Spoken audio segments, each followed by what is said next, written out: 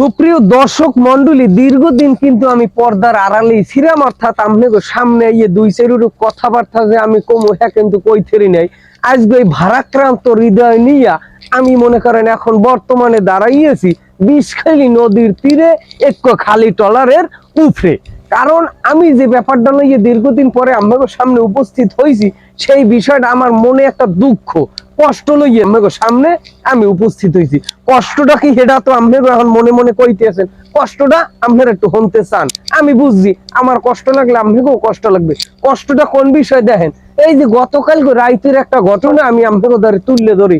সম্মানিত শিল্পী গোষ্ঠী আতিফ আসলাম, তিনি একজন শ্রদ্ধাভাজন গুণী শিল্পী, আমারও কিন্তু পছন্দের এবং দেশের আনাচে কানাচে লোকেরও খুব পছন্দের শিল্পী। বেশ ভালো তুই গান গাইতে উঠছো, বেশ গানগুলো মন দিয়ে শুনতে আছি। ও নারী তোমার কে মনে করো হ্যাঁ আবার অ্যাডভারেজ দেওয়ার গোটা লাগবে কি অ্যাডভারেজ দিয়েছে, আর একটু কোলাকুলি না হলেই নয়, অর্থাৎ কোলাকুলি হলেই হে মনে হয় ধন্য।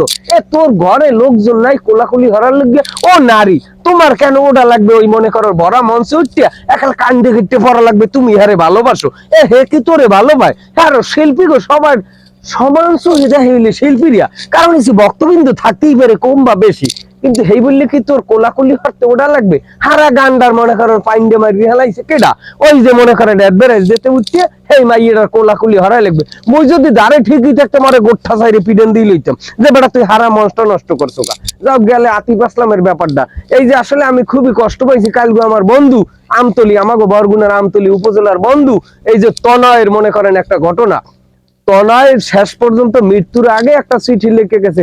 সর্বোপরি আমি আসলে এই মৃত্যুর পক্ষে না বন্ধু, কারণ হচ্ছে আত্মহত্যা মহাপাপ, এটা আমরা সবাই জানি। তারপরও মনে করো তুমি মনে করো আত্মহত্যার সিদ্ধান্তটা এনেছো, কিন্তু এটা আসলে অযৌক্তিক।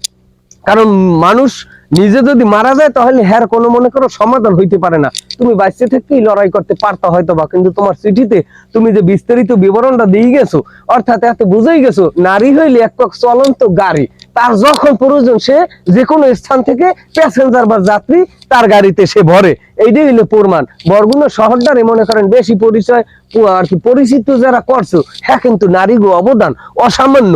এ বরগুনার মানুষ বলতে কোনোদিন পারবে না, কারণ সে রিফাত থেকে শুরু করে এই যে রিফাত মিনির ঘটনা থেকে শুরু করে বরগুনা এরকম আলোচিত এই যে মনে করেন বরগুনা সদর সহ আশপাশের উপজেলাগুলোয় নানাবিধ ঘটনা ঘটছে। অর্থাৎ এক্ষেত্রে কিন্তু এই যে ঘটনাগুলো ঘটনার পিছনের সম্পূর্ণ অবদান হয়েছে আমাদের নারী। আরে নারী তোমাকে এত সম্মান দিয়া মহান আল্লাহ তাআলা তৈরি করছে, এরপর তোমাকে মনে করো একটা চাক্কা হইবে না, তোমাকে চাক্কা একটার পর একটা পরিবর্তন করাই লাগবে। কেন তুমি মনে করো এই সিদ্ধান্তগুলো নেও?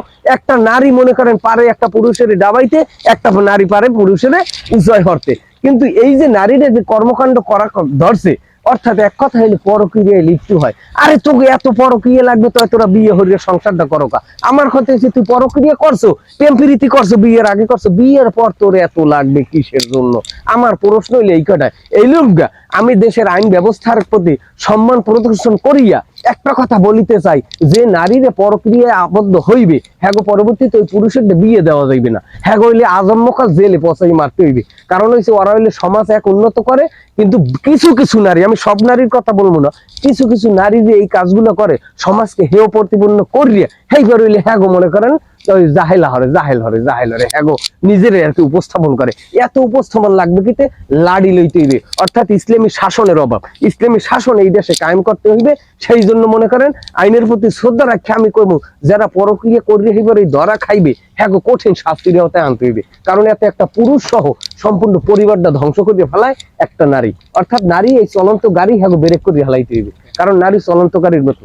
এই যে এখন মনে করেন আমি কষ্ট লইয়ে কথাগুলো কইছি, এই যে তনয়ের বাচ্চাটা 1.5 বছর, ও তো এই 1.5 বছরে পিতে হারাইছে, তাহলে ওর মনে করেন পরিবারে আর কি আছে? মা বাবা বৃদ্ধ, 2 বোন তো তাদের সংসার করে। এই তনয়ের বাচ্চাটারে কেডা দেখবে? কেডা দেখবে? দেখার মতো কোন মানুষটা আছে? আসলে এটা আসলেই কষ্টের একটা বিষয়। ও যে চিঠিটা লিখে গেছে, আমি মনে করেন 3-4 বার এই চিঠিটা পড়ছে, চিঠিটা পড়ে নিজের চোখের পানি আমি ধরে রাখতে পারি নাই। যাই হোক, সর্বোপরি তনয়ের পরিবার এবং তার বাচ্চার জন্য দোয়া কামনা করি। তবে ভাই নারীদের প্রতি আমার একটা অনুরোধ থাকবে, ভাই এই কাজগুলো করেন না। আপনারা যথেষ্ট সম্মান, আল্লাহ তাআলা আপনাদেরকে সম্মান দিয়ে এই দুনিয়াতে পাঠাইছে, কিন্তু আপনারা এই কাজগুলো করেন না। এতে একটা পুরুষ তো ধ্বংস হয়, সাথে সাথে ওই পুরুষের পরিবারটা পর্যন্ত মনে করেন ধ্বংস হয়ে যায়। ঠিক আছে? এই চলন্ত গাড়ির মতো বারবার আপনারা চাকাটা পরিবর্তন করেন না। যে গাড়িতে উঠবেন ওই গাড়ি নিয়ে সারা জীবন কাটাইবেন। এটি হচ্ছে নিয়ম, এটি হচ্ছে নীতি। সবাইকে ধন্যবাদ। আসসালামু আলাইকুম।